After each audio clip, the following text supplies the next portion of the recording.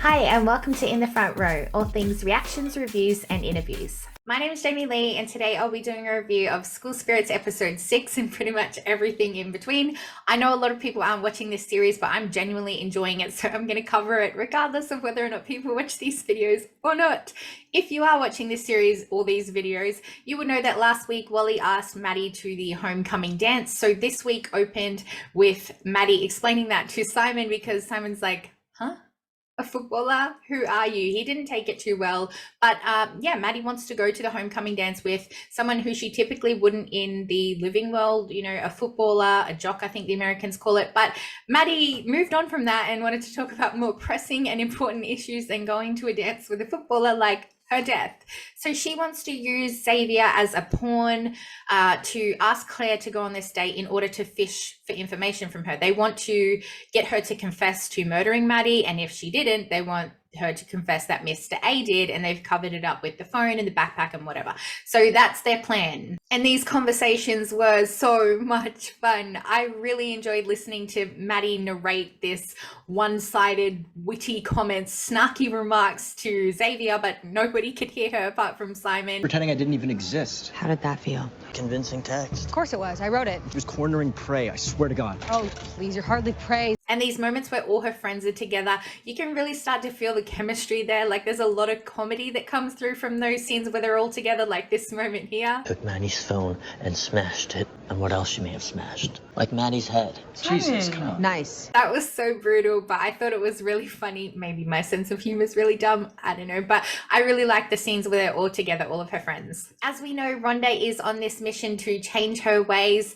She will be more inclusive, more involved. She'll basically do anything in order to cross over to the next phase because what she's doing now isn't working. So in order to do that, she agrees to go to the homecoming dance and she agrees to help Maddie find a dress in order to be Wally's date. During this scene, Wally comes in to check on Maddie because there's an update to do with her murder, and obviously he wants to check if they're still going to the dance together, if she's still up for that.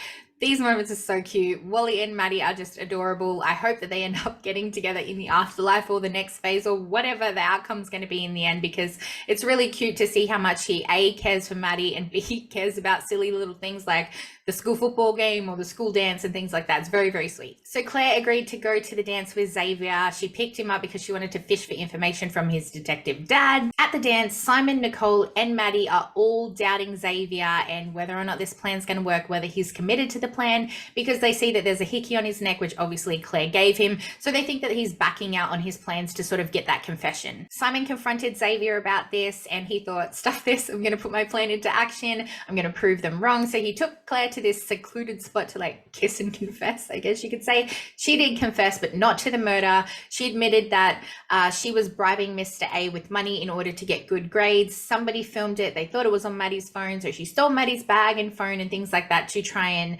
delete that video footage that she thought Maddie had on them having that altercation where she was threatening him about exposing him if she doesn't get the good grades, things like that. So if that phone had have been found, people could have thought that that was a motive for murder. So she was basically just trying to cover her tracks so that people didn't think that she killed Maddie, because she genuinely didn't. While they're dealing with that, Maddie helps Charley to heal a very old, very deep wound in his own words. He writes an apology letter, a forgiveness letter to his former lover. Simon transcribes it into the living world and he gives it to Emilio so that Charley can watch Emilio read this letter and read his own words. So that was a beautiful moment there. And I honestly thought that that moment there would be the crossover. I thought his chapter had closed. He could now progress or transition or move on to whatever phase comes after death. Same with Wally last week when he had that sort of real acceptance moment of him realizing that his death was because he wanted to please someone else. He really wanted to please his mum, who wanted him to play football, but he didn't even like football. So I thought those moments there would be the closure that we wanted from these afterlife friends, and that they would transition to whatever comes next. But that's not how it's ending. So I'm really curious to see how their little chapters all close and what they do with these characters in the afterlife. While Maddie spent pretty much the entire night giving everybody else her attention, she was a really lousy date, I gotta say. She ignored Wally pretty much the whole night, and the time that she did talk to him, she said this, which was really mean. I don't think you're really ready to be dead yet. Is anyone? I am. You're like old dead. that came out wrong. And I felt really sad for Wally here because you know how much he really likes Maddie. You know how much this dance really meant to him and bringing her to this dance really meant to him. And he's accepting his death and he's living in the present. He's living in the now and he's okay with that now. And that's something that Maddie hasn't come to yet. And Charley explains that to her. He gives her some, I was going to say life advice, but really it's death advice, and says, live in the present, you know, focus on who you came here with and focus on why we're here, not all these other things going on, because the people in the living can sort that out right now, but you need to be here with the person who invited you here, which was great advice. She went out to the fields and they apologized and they kissed and it was so sweet. Very, very cute moment. Meanwhile, Nicole gets a call from Sandra, Maddie's mum, saying that she thinks Maddie's come home because there's someone creeping around the house. She doesn't want to call the police. She doesn't want to scare her off. And everyone else in the audience, at least, is sitting there thinking, Maddie can't come home. Maddie's at the dance. So who the hell is creeping around Sandra's house? Because we know that all of the culprits so far, all of these suspects are either at the dance or Mr. A, who's in custody. So it's like, who the hell is creeping around Maddie's house? Very curious to find out the answer to that one. So Nicole goes to Maddie's house to be with Sandra. That's when the police arrive and inform them that they found the murder weapon with Maddie's blood on it. And there's fingerprints that trace back to one of the other teachers, or is he like a groundsman of the school? I'm not too sure. Anyway, Mr. South, and his fingerprints were on the murder weapon. So this is a big realization for Sandra, because she honestly thought that Maddie was a runaway and that she'd scared her off with all the alcoholic abuse and, you know, all this trauma that she'd given her daughter. She thought that she was just running away from all that, and if she'd changed, which she had for a short period of time there, that Maddie would come home. So with this new discovery, Sandra had to accept that Maddie wasn't coming home now. She was under this impression that she was if she changed, but now she had to accept that that was not happening, which of course sent her spiraling. All that good work trying to get sober just came undone because she relapsed to the bottle. We then return to the school to see Rhonda frantically searching for something in like one of these underground control rooms, or maybe it was the boiler room even, I don't know. But anyway, she's looking for something, and I'm so curious because she was at the school dance. Everything is fine. What is she looking for so frantically, and why now? What could possibly be that important right now that you need to look for it? Very curious to find out the answer to that one as well. And then we end the episode with Nicole out in the rain, out in the dark, in her gorgeous homecoming dress, which was beautiful, by the way. I absolutely loved her dress. But anyway, so she's out there in this pretty ass thing, digging up this hole, trying to bury something. What on earth is she burying? Why would she be burying something after she's just been at Maddie's house with Sandra and the police saying that they've found the murder weapon?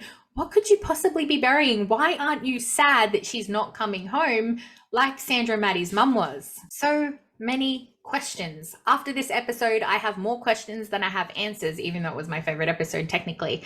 Why was Mr. M not in this episode at all? Like, this is the homecoming dance. He was a principal at this school. Why was he not in this episode? And I know it seems like we found Maddie's killer. Mr. South's fingerprints are on the murder weapon, but it just seems like a big distraction, that there's going to be a big twist. And the person who told them that Mr. A's motive would be money, because Maddie had a lot of money on her, was Mr. A. So why would he, it just seems like he's framing this guy. Why would Mr. South know that Maddie had money? It just seems way too obvious. There's still 2 more episodes left, so I don't think that they're going to be like, hey, here's our guy, and then drag on another 2 episodes. I definitely think something fishy is going on, and I keep changing my mind as to who it was. Who killed Maddie? At first I was like, Simon, it's got to be Simon. Something iffy's going on, because how come he's the only one that can talk to her in these dead spaces? Nobody else can. Why? You know, he has some sort of connection to her. Maybe that's because he killed her, and I don't know. I keep going through so many things in my head, which really hurts because I overthink everything.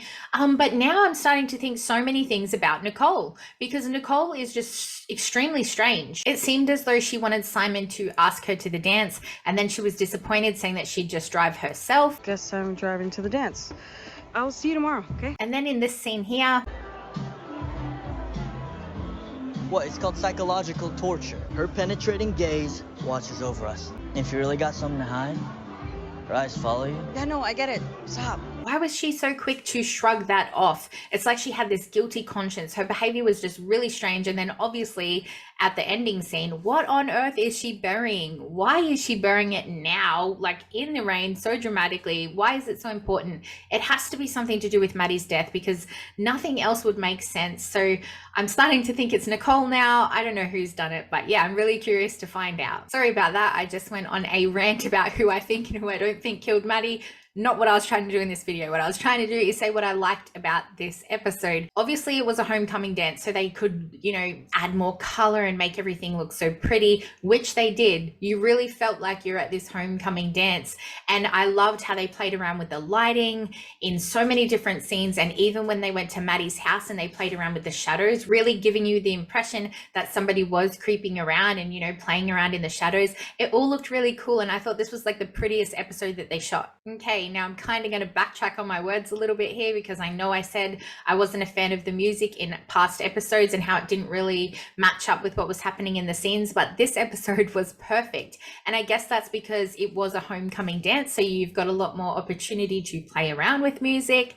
But I just thought everything matched up in this. You know, the moments that were supposed to be sad, there was, you know, dramatic music where you felt that emotion. And I mean, it's a dance, so there was dance music and it was lots of fun when it was supposed to be fun, things like that. So maybe it was a bit more obvious. Maybe I'm a bit biased because they did play a Miley Cyrus song at the homecoming dance, and I love Miley Cyrus, so maybe I've got my Miley shades on. I don't know. Also, fun fact about the actress who plays Rhonda, Sarah Yarkin, her song Rosy Glasses was featured in last week's episode, which I think is really exciting for her, that her music and that her song is recognized and included in something that she's working on, both in her acting career and her music career, like meshing together. I think that's really, really cool. Incredible.